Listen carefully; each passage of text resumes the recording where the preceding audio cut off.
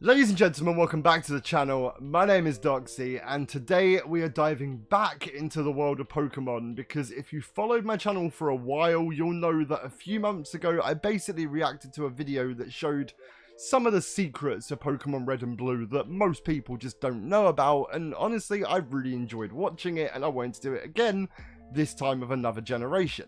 Now, initially, I wanted to do Gen 2 because Gold and Silver are fantastic games and I thought they'd be riddled with secrets. Unfortunately, that video doesn't exist, so I can't react to it, so we're gonna have to do Gen 3 with Ruby and Sapphire. I apologise to my Gen 2 fans. Now, I would personally say that I've spent the most time on Gen 3 of Pokemon, especially after the more recent remakes of it, so in theory, I should know 99% of the stuff on this list. But knowing my luck, I'll probably know none of it and end up looking like an idiot on the internet, but you know what? That's fine, as long as you guys are entertained. So I hope you guys enjoy the video. If you do, as always, don't forget to punch the subscribe button in the face, and let me know in the comments if there's any of these facts you did not know about, so then look, at least we can be idiots together. But with all that being said, let's get on with the video and see how much we do and we don't know about the old school Gen 3 of Pokemon. 25 secrets, go ahead, I'm genuinely curious now. Ruby and Sapphire. Here we go. Did you ever wonder where your character is from when you travel to Hoenn? I actually know this, it's Johto, well, you're from this is a question Johto. that many might have wondered about, and it is never actually stated by your mother or father in the game. True. When you move to Little Root Town, where you originally came from. But there is an answer to this question. In the Pokemon Adventures manga, in the Ruby and Sapphire chapters, it is stated that the character Ruby, which is the manga version of Brendan, who you play as in these games, is actually from Johto. Kind of strange, but it is officially canon, as the manga is the canon version towards the games of where characters are from and such as that. So there you go. You're essentially from Johto originally when you come to Hoenn. There's actually a fan theory around this, because people think that your dad, Norman, who is the Petalburg City gym leader, could have in fact been the original gym leader in Goldenrod City back in Gen 2 before Whitney took over. The secondary part to that is people also theorize that Whitney could be in fact your sister and she took over the gym from her father when you and Norman left from Johto. Now, I don't know if that's true or not. Honestly, it could be complete BS, but hey, kind of fascinating, right? Like, it's very, very interesting. So let me know what you think about that in the comments. Did you ever wonder what was behind this strange door? Yes, I did. I've never known what's behind this door. Tell me. Access to an e-card reader for your Game Boy Advance, you could use it to read e-cards, which were special cards distributed that, if scanned, would give you access to this room where you could battle special trainers that would have strange teams and odd combinations of Pokemon. That's kind of underwhelming, honestly. Of Pokemon Ruby and Sapphire, not happy some with that. files were found, and some of these are some really weird unused sprite versions of the Acrobike. The Acrobike? Where the player is doing a front wheel wheelie, which is quite odd to say the least. This, however, is never actually used because there is no input for this sort of action to happen in the game. There's no button to press for it to happen, and there's no way to kind of bunny hop to cause this sprite to appear. That's kind of interesting, but I've never used that bike. I always use the other one. Underneath the bridge on Route 120, where you meet Steven, who helps you uncover the Kecleon, which is there, there's a little lake, and in the middle of that lake, if you go down there and surf, there is a tiny cave. I know what's in this cave, and it's a weird piece of knowledge that I know, but in that cave you will find the TM Sunny Day, because everyone thought this cave was extremely random, like, why is there a cave that only has Sunny Day in it? But I believe, if I know my lore like I think I do, it's actually a reference to something in Japanese culture where there's like a cave system where there was a fire goddess or a sun goddess or something like that, and this was like a little tip of the hat to that for people who kind of, if you know kind of thing. But I believe that's accurate, but we're going to find out. But if I'm right, you owe me a cookie. Don't forget it, I will hold you to it. This is a small and tucked away space that, unless you ever come back to this there you area go, Sunny Day, you know, with Surf, you could easily forget it even existed, as the game doesn't actually have you ever coming back here for other reasons. But is the reason why the Scorched slab, and inside you can find TM11, also known as Sunny Day. Yeah. Another interesting fact about this specifically and about the Scorched slab is that it is based on Ama no Iwata. That's the one. I knew this. Which is said to have housed Amaterasu, the Japanese goddess of the sun. There who we was go. joined there by her brother, I know my Susanoo, stuff. the god of storms. So it fits perfectly together that there would be a TM11 for sunny day inside of there, matching with Amaterasu, I love that. the Japanese I goddess love that a of lot. the sun. There were actually early hints to the dream world in Pokemon Ruby and Sapphire. Was there This can be really? found in the Devon Corporation's headquarters I located remember in this. Westboro City. There's an NPC there that you can speak to, whom will tell you that he's working on a machine that will visualize the dreams of Pokemon. Interesting This does indeed. seem like a direct hint towards the Dream World feature added into the future I don't games, remember Dream Pokemon World in Black general. and Pokemon Was I White. asleep? So No pun it was an early intended. way for them to kind of I just hint don't at it remember for, this. well, a decade later almost. Ruby and Sapphire were the Pokemon games where the tagline "Gotta catch 'em all" disappeared. That's And this because was you can't kind catch of 'em all. a business decision made by It's the Pokemon impossible. Company and Nintendo to avoid possible liability, as the games by this point didn't always feature all Pokemon, so it could be seen as false marketing to give people the perception or ID that the games had all of them in there for you to capture, when in reality not all of them would Nope, be there's able to hundreds be games. missing. Though Always finally, hundreds they missing. try to include all the Pokemon from Ruby, Sapphire, and all the previous generations into a singular game, but the tagline was sort of dropped going forward because of liability. If you completed the Pokedex and finished the whole of Pokemon Is this a Ruby and certificate? Sapphire, you could be Hey, rewarded I know with a this. special diploma that you would receive from one of the Game Freak employees found inside the games. Never got But the this, coolest thing is that unfortunately. you could actually then display this reward in your secret base. Can as a you? way to show Oh. off to others that you had achieved the highest I never of achieved this. I accolades always wanted and had it, but finished the whole Pokedex. I never finished and all of Pokedex. Hoenn's adventures. So just a That's great way annoying. to show off. There's a Damn. weird instance in the museum in Pokemon Ruby and Sapphire that is sort of strange, where basically the museum is taken over by either Team Aqua Or Team Magma. where if you don't have enough money on you when you try to enter it, a certain scenario will play out. See, if you don't have enough money, you can't enter it to play out the story. But to fix this, instead of having to pay, the lady at the counter, she will basically mistake you as a Team Magma or Team Aqua grunt. Really? And simply let you enter for free. Now, I've this never not had enough essentially money, so exists to stop you from potentially soft-locking yourself into a game-ending situation, or, you know, just basically getting stuck forever and having a game over at that point. that's actually really fascinating, because I've always wondered, like, what happens if you're completely poor in Pokemon, because there are certain parts that involve you needing to have money to do things, like a museum or a casino or something. So the fact that it plays it out that, oh my god, you're a convict, wow, go in for free, it's a nice little touch for those who are just terrible at managing money, or you've just bought like 1,000,000 Pokeballs or potions or something at this point in the game. So kudos to you, Game Freak. That's actually very good by you. So I wanted to get rare furniture in Ruby and What, Sapphire. for the secret Well, room? The only place for that will be the Lily Cove department store's rooftop Oh! sales. This is a place where you can go to and purchase things such as fences for your secret base. I never wooden really dealt with the Pokeballs, secret and a base toy too much. I just television. ignored This it. is something I overlooked as a kid when I was playing. Yep. And I'm sure some of you may have as well. But if you ever needed certain items, this was a place where you could go to buy. I might have to furniture. have a Some of look the into stuff that. You may not have known about Pokemon Ruby and Pokemon Sapphire, as that it basically in the beta version, Why Not was colored green rather Oh than the color crap, red I didn't as notice today, that. being its signature. He was color. camouflaged. So yeah, it was actually green colored, which was really strange. And they had a different sprite actually for Shroomish as well. The original release date for Pokemon Ruby and Sapphire was meant to actually be based on the files found in the game, March 17th, 2003. This, however, was changed, and they ended up releasing earlier on November 21st of 2002. Oh, wow, which okay. Kind of an interesting case, but this was all filed in documents that essentially they were planning on releasing it later. There exists a file in Pokemon Ruby and Sapphire of Unused a character from graphics. the NES game Mendel Palace, which was also used in Pokemon Ruby, Sapphire, and Emerald. So this file was there. Now, the game Mendel Palace was the first ever game developed by Game Freak, the developers of the Pokemon I never knew franchise. that. And I guess they must have used this model as a placeholder temporarily just to try things out. It does kind of reminiscently look a little bit like the character when you are surfing with the character, and that's about it. The city of Mauville okay. in Pokemon Ruby and Sapphire is actually the French name of the city of Violet City from Johto. And yeah, it's a bit strange. And this is because the French name of the city in Johto is Lavandia, which is also the German name of Lavender Town. So yeah, a bit of a weird mishmash That of names. got but they kind of convoluted real overlap in a quick. strange way. The only way to ever Okay. see a Shiny Celibi in Pokemon Ruby and Sapphire was to use Ditto, or a Pokemon that had transformed, and have that Pokemon be a Shiny. Or you could hack, like most people did. Like, Action Replay can get you anything. I'm not saying you should do that, but I'm just correcting him. You can hack to get Shiny Celebi, but I'm assuming he means legitimately, so Continue, my friend.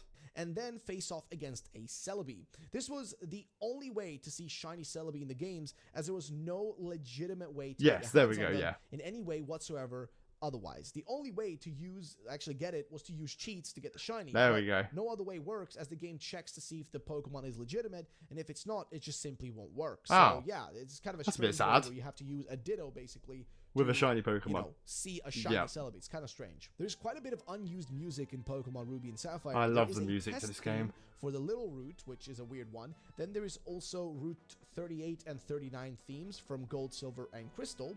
But the most strange one has to be that there is the Suicune, Raikou, and Entei battle theme from Crystal In Ruby and in Sapphire? the files of Ruby and Sapphire, which Why? could imply that at some point it was perhaps planned to include them in the game as roaming legendaries. That would have been for really us to capture. cool. I love the Perhaps dogs. This was scrapped due to the existence of Latios, and Latios already being And in roaming. there, so it Yeah. would have been redundant to include a whole nother set of roaming Yeah, legends. fair So enough. I guess they must have skipped it for that reason. Boo. So you may or may not have heard of the berry glitch. This is a glitch that can basically prevent time-based events from occurring, and one of these is the growth of berries, as they use the internal clock to grow. Okay. Now, this glitch was so detrimental because it would freeze you from being able to have any further real-time passing in-game events actually happening until a total of 366 days. So how do had you fix passed this? from the day of the glitch actually starting to start counting again? So you would need to wait essentially a year before the actual clock in the game, the real-time clock, would start working. Could you not Now, just this change the would make time? A lot of things impossible to do in the games, but there was a way to solve this glitch through a patch. Oh, okay. A quite weird way to actually patch. You needed to get the berry program update, which was included with Pokemon Colosseum, Pokemon XD Gale of Darkness, and the Pokemon box Ruby and Sapphire box that was for the GameCube. And you would then need to use like these patches or these CDs or whatever to fix the bug by connecting your Game Boy to your GameCube, and Pokemon Ruby and Sapphire wouldn't be need to be in there. By connecting these two, you'd give the patch over to the game. Now, this is due to, at the time, there not being any sort of way to send online updates to fix these sort of things, because this was something very internal in these games that was just really strange. So what I'm hearing here is if you don't own a GameCube and you don't own either Pokemon Colosseum or Gale of Darkness, then you effectively, if you get this glitch, just can't play the game anymore because nothing will work internal clockwise. That would really annoy me, and I'm sure if you've just spent your hard-earned money or you're like a small kid and you've just been like gifted the new Pokemon game and then you get told, by the way, you can't play it for another year of your life, you'd be absolutely infuriated. Like, I don't like this one. This really annoys me because that is genuinely game-breaking, and I wouldn't want to wait a year after getting a new game. Like, nah, I've paid for this, man. You gotta fix that crap. That's nonsense. Now, what did this patch actually do? Well, It doesn't matter, mate. It just sets, your time played or your like real time in the actual game back to before the glitch. Which Yeah, but that's is a bit really odd. convoluted way of or doing sets it, you, and I don't like over that. That actual 366 Fix your days games. so that the glitch won't be in effect anymore, which is really strange. There are 3 in-game trades that you can easily end up missing in Ruby and Sapphire. Go ahead. One is found in Rustboro City, where an NPC wants to trade a Slackoff for a Makuhita. I knew that There one. is a trade in Fortree for a Pikachu, for a Skitty, and finally, you have Blossom for a Corsola in Pacific Lodge Town. I didn't know All that these one. are easily missed if you don't talk I to knew the every first two, NPC, not the and you last also one. may not always end up having certain Pokemon to trade, so you simply ignore it and move on. I miss these all the time. So there is this one weird tile that cannot be surfed on. See, on Route 134, I've heard of there's this. a tiny little tile which you can surf on or walk on, just an odd one. And this one actually does come in handy if certain things need to happen, like if you want to perform glitches and stuff. This one actually is really useful, and we'll do a future video relating to. But what's glitches in happened these to that games. tile? You can Like, get why? an extra Master Ball. Now, you might think this sounds a bit weird because, yeah, obviously you can get a Master Ball, but that's only one, a singular one. How'd you get After two? the evil team and whatnot, and you're given that so you can usually catch the legendary. But there is another way to get an extra Master Ball, which is the following. Go on. You would need to go to Lily Cove Lottery, which is a Oh, and win the where you lottery. need to get Right. lucky that your trainer ID number Yep. matches up with the lottery number. Now, for you to win a Master Ball, you need to have 5 of your numbers Match on your completely trainer to the ID, your code. digits, to actually match with the lottery. If you don't have 5, but you have less of them, You'll get a like, different let's say prize. 4, you can get a Max Revive instead. If you have 3 digits, you get an EXP share, and if you have 2 digits, you get a PP up. You can come back every in-game day to try this out PP for a up. chance to Sorry. actually get an extra Master Ball. So as long as you come back, you can always try it out and see if you get lucky and get an extra Master Ball. I think it's a very great way for them to sort of give us extra thingies. It's very cool, but when someone says, like, you can get an extra Master Ball, I was expecting you to say, like, oh, if you beat the gym leaders 500 times, then you'll get this. I wasn't expecting, like, win the lottery. Like, that's quite a well-known one, I would think. But if people didn't know that, that's cool too. But I imagine most people knew about the Pokemon lottery, especially the fact that the grand prize is a Master Ball. But who knows? Maybe they didn't know. Who knows? You can get a free Pokemon egg from the weird lady. It's Wynot, right? Town. She would give you a Pokemon egg, which when it hatches will have a Wynot inside. Yay! Speaking of Wynots, ever wanted to visit Mirage Island? Now this is the island where we got the first ever baby Pokemon in the wild for the first time. Oh. But to get to Mirage Island, you will need to find it first. And this is done by talking to the old man in one of the houses in Pacific. And some days it's not appearing. Lucky, you will have the numbers to match the randomly generated numbers, which goes up to 65,535. Now, this all depends on your Pokemon's personality values matching up with the number that the old man or the system has, right? And if you do have those matching up, then you're granted, essentially access to the island for a single in-game day. You can head there and you can get yourself. What do you find there again? To create gold Pokeblocks, which are really useful. Ah, why not? You can also find the one and only wild Wynots that range from level 5 to the shiny Zangers. I don't know if you guys know about this, but Shoal Cave's weird mechanic. So Shoal Cave has a strange high tide and low tide mechanic where certain areas are only reachable on certain at a days. Specific time of the day, making the area far less accessible during high tides compared to low tides. And if you want to get a snow run for your Pokedex, for example, you will need to wait until the low tide comes in to actually find it in there. So this starts around 3 a.m. to 8:59 a.m. See, I didn't know that. I think I've just got really lucky and just always found a low tide, which makes loads of Pokemon in here. There are some really strange prototype versions of Pokemon that you may not have seen, such as the early Torchic with weird ears, which you can see right here. He's actually quite cute with ears. A Latias and a Blaziken being fused with a random trainer flying on top of them, and an early Trico looking a bit scuffed, as well as a droopy and sad Groudon included here as well. So did you catch the Regis back in the day? I did. Most people didn't, hence why I include this right here. Is this the Relicanth thing? Were kind of strange. You see, the Regi trio that first came out into the spotlight during Generation 3 was only accessible by you as the player completing a certain set of steps to get your hands on all three. However, due to many players back then not having access to guides as easily, it was hard for most, including myself, to ever capture the Regis, hence why many ended up overlooking them through their journeys. But to actually get all of them, you had to go through a process. And on the screen, you'll see sort of all the methods you had to do for each individual. It got very convoluted, yes. Check it out. Also, sorry, why did he just throw a Master Ball at a Registeel?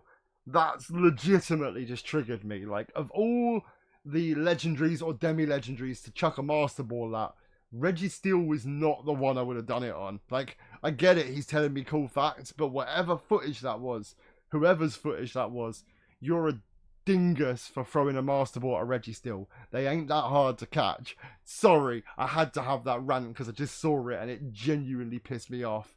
Anyway, back to the video. This one is a bit strange, but it has to do with the battery in Pokemon Sapphire, which is a CR1616 lithium battery, which eventually will run out of charge. These things will run out. And when it does, you may get a message in the game which notifies you that your internal battery has run dry. If this happens, nothing major will happen to your actual save file besides that certain events will no longer occur. So this is similar to the berry glitch. So any events that kind of relied on a clock-based system... I've never had this happen to me. So events such as the berry growth or the Shoal Cave tides, which we mentioned earlier, will no longer function the same way. And this does come with a strange situation because you were... Like, let's say if you were to switch out the battery and replace it, it wouldn't make a difference. What? After all, the game at the point of the battery running dry will timestamp itself for your initial date to the moment the battery died. And for the system to function again, you will need to essentially play the game for the same length of time. So if you played the game for 3 years before the battery ran dry, you will now need to play for another 3 years with a new battery for the new timestamp. That's ridiculous. The old one, and for the game to start counting its time once again. So yeah, kind of a weird situation, especially if you go back to play your old games and the battery is dry. I'm going to test this. I'm going to go back and find my old Ruby and Sapphire and play it and see if it does this. I think they should re-release the old games on the Nintendo Switch, like Ruby and Sapphire, would be great. They don't need to though. They've got Omega Ruby and Alpha Sapphire, so put back on same kind of thing. That's it. Thank you for watching. We'll be doing gold, silver, crystal next. Oh, Most likely. interesting. We'll see. I was talking earlier about not having a gold or silver, so I'd like to see if he, in fact, did make a gold and silver version, because that game I also spent a lot of time on. But I'll tell you what, that was very fascinating. That was very interesting to me. I knew more than I thought I would, but also less than I thought I would, which is the weirdest sentence I'll ever say to you, because I knew, like, some of the niche ones, but I didn't know some of the more popular ones, so I don't really make sense. But that was fascinating. I'd never seen the initial, like, beta sketches of Torchic or Latias. Those were really cool. I don't know why Groudon was so miserable. I still don't know why a man just threw a Master Ball at a Registeel, but that's neither here nor there. That's just a me problem, I think. But overall, I think I enjoyed this. I've learned a few things. I've definitely learned things I didn't know beforehand. The only thing I think I'm disappointed about is two of the things I didn't know, which were the whole internal battery thing and the berry glitch. Never knew about those, but they've kind of annoyed me, because anything that genuinely is that game breaking, I think should have been tested or looked into before the game was released. Like, I'm appreciative that I've learned this, but I'm also just, it's so annoying that companies, even some as big or as like reputable as Game Freak or Nintendo, are just chucking out games now without really play testing it and seeing like, oh, is there anything in here that could really like screw over the people buying it? And I don't know, I'd be livid if that happened to me. But I'm not going to sit here ranting about it all day, because I'm not going to take up any more of your time, because that is all we have time for today. So hopefully you guys enjoyed it. I sure as hell did, but also hopefully you guys learned something. Maybe you didn't know some of these secrets. Maybe you knew all of them and you're smarter than me. Most likely the case, but who knows? But let me know in the comments which ones you did or didn't know, and if you know any other secrets about Ruby and Sapphire that maybe the video didn't touch upon. Stay classy, guys. I've been Doxy, you've been beautiful. Thank you for spending a little part of your day with me, and I'll see you next time. Peace out, guys.